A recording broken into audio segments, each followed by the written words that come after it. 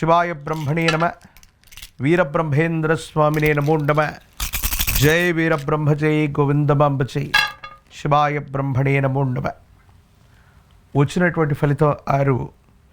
ఇది శుక్ర భగవానుడికి సంబంధించినటువంటి ఫలితం. దైనందిన జీవితంలో కొత్త ప్రాజెక్టుల విషయంలో, కొత్త ఆదాయ మార్గాల కోసం మీరు చేసేటువంటి ప్రయత్నాలు సఫలీకృతమవుతాయి. సానుకూలవంతమైనటువంటి ఫలితాలకు కూడా కారణమయ్యేటువంటి అవకాశం ఉంది. ఏది ఏమైనప్పటికీ దైనందిన జీవితంలో ఆదాయ మార్గాలు పెంచుకోవడానికి కానీ, లేదా కొత్త ప్రయత్నాల కోసం మీరు చేసేటువంటి పరిస్థితులు అనుకూలవంతంగానే ఉన్నాయి. కానీ డబ్బే పరమావధిగా చూస్తున్నటువంటి ఈ లోకంలో కొంతమంది శ్రేయోభిలాషులు అవ్వచ్చు, సన్నిహితులతో మీకున్నటువంటి సంబంధ బాంధవ్యాలు దెబ్బతినేటువంటి అవకాశం ఉంది. ఈ విషయాల పట్ల తస్మాత్ జాగ్రత్తగా ఉండటం చెప్పదగినటువంటి సూచన. కుటుంబానికి సంబంధించినటువంటి తండ్రి స్థానంలో ఉన్నటువంటి వ్యక్తి లేదా యజమానుల యొక్క సహాయ సహకారాలు మీకు అద్భుతంగా ఉంటాయి.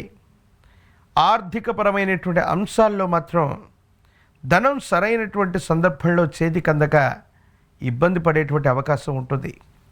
కొన్ని సందర్భాల్లో కొంతమంది వ్యక్తులకి మీరు మంచి చేయాలనుకుని వాళ్ళ యొక్క జీవితాన్ని చక్కబెట్టడానికి మీరు తీసుకునే నిర్ణయాలే కొన్ని తలనొప్పిగా మారతాయి. అర్థం చేసుకోలేని వ్యక్తులు ఆలస్యానికి గల కారణం ఏమిటో అవగతం అవ్వక మీ కీర్తి ప్రతిష్టలను దెబ్బతీసేటువంటి అవకాశం ఉంది. కొన్ని పరిస్థితుల నేపథ్యంలో మన బలం కూడా బలహీనంగా కనిపిస్తుందని పెద్దలు అంటూ ఉంటారు. ముఖ్యమైనటువంటి ఆత్మీయుల్ని కోల్పోయినా, ఆత్మీయులు మనతో మాట్లాడలేకపోయినా, ఎంత బలవంతుడైనప్పటికీ కూడా బలహీనంగా మారిపోతారు.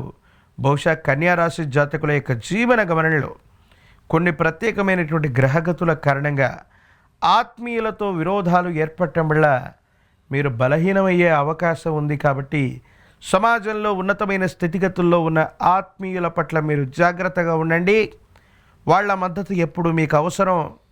ఏ కారణం చేత వాళ్లతో విభేదించినప్పటికీ కూడా మీరు ఇబ్బంది పడేటువంటి అవకాశాలు ఉన్నాయి. కాబట్టి తస్మాత్ జాగ్రత్తతో ఉండటం చెప్పదగినటువంటి సూచన.